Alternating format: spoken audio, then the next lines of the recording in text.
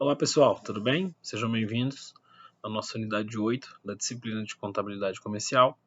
A gente vai trabalhar essa semana com vocês, professor Israel aqui, sobre as transações com capitais de terceiros, certo? Então a gente vai discutir o que exatamente? A gente vai trabalhar todo o processo de registro de empréstimo, entender qual é a dinâmica, entender toda essa complexidade que a gente tem como necessidade de fazer, a contratação do empréstimo, fazer ali o pagamento mensalmente, se ele será curto prazo, se ele será longo prazo, quantidade de parcelas, juros, tudo isso a gente tem que entender.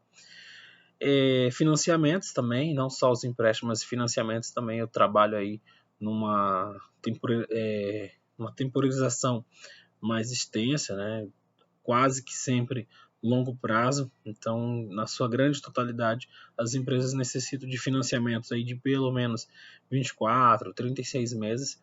Então, uma parte desse processo será curto prazo, outra parte será longo prazo, porque o nosso exercício financeiro ele tem duração de 12 meses. Então, após esse período, eu já lanço como longo prazo. E apropriação dos juros e despesas financeiras, certo? Então, a semana a gente vai trabalhar, essa semana 8 aí, já quase que véspera de avaliação, a gente vai trabalhar toda a contabilidade sobre transações de empréstimos. Então, fazer lançamentos, fazer ali os informes junto aos razonetes, lançamento junto ao balanço patrimonial, entender como é o procedimento, registrar tais financiamentos junto ao balanço patrimonial. Então, atendendo aí o princípio da competência, fazer todo o procedimento correto, com base legal. Então, fez a contratação, fez a captação desse recurso, lança no balanço patrimonial e esse aporte, esse valor aí disponibilizado, já lança no disponível, certo? Seja caixa, seja aplicação financeira.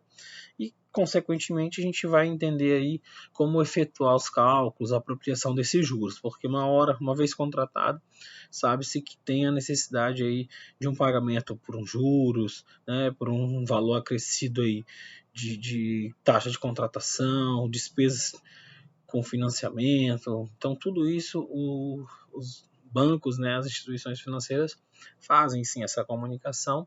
Você que está contratando tem ciência disso, mas precisa lançar junto ao seu balanço patrimonial. E como vai ser pago isso? Pode ser pago pelo disponível, lógico que sempre vai ter aí uma parte aí de dinheiro em caixa, dinheiro em banco, um pagamento ali já provisionado. Então tudo isso tem a necessidade de você poder compreender, certo? Então ao longo da unidade a gente vai observar o que elementos que compõem o passivo da empresa, tanto circulante, que é curto prazo, quanto passivo não circulante, que trata-se de longo prazo, tem curto prazo e longo prazo, e a gente vai entender ali as demonstrações financeiras, certo?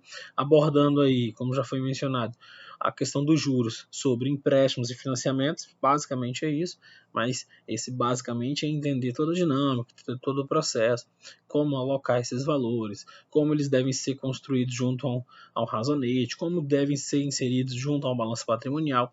Então todos esses mecanismos, de procedimentos técnicos, procedimentos contábeis, serão discutidos ao longo da unidade. Tá? A contabilização das despesas financeiras, elas influenciam o lucro, tá? Influenciam o lucro porque quando você constrói a sua demonstração de resultado, você tinha um determinado faturamento, tinha um determinado rendimento e você começa a ter alguns abatimentos, algumas deduções ali que deveriam ser pagas, como por exemplo também os dividendos para os acionistas, é um outro tipo de dividendo. Então tudo isso eu preciso lançar ali no passivo da minha empresa, seja não circulante, seja também envolvendo aí, como já foi mencionado, o patrimônio líquido, certo? Aí dessa forma é mais coerente fazer uma utilização, aí fazer uma captação quando não tiver recurso próprio,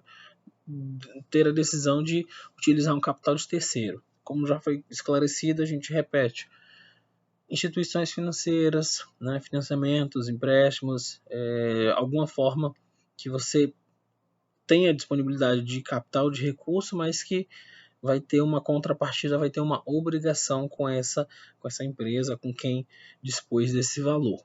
Lógico que a intenção sempre é tornar o capital próprio sempre maior que o capital de terceiro. ok? Boa semana de estudos a todos. Até mais.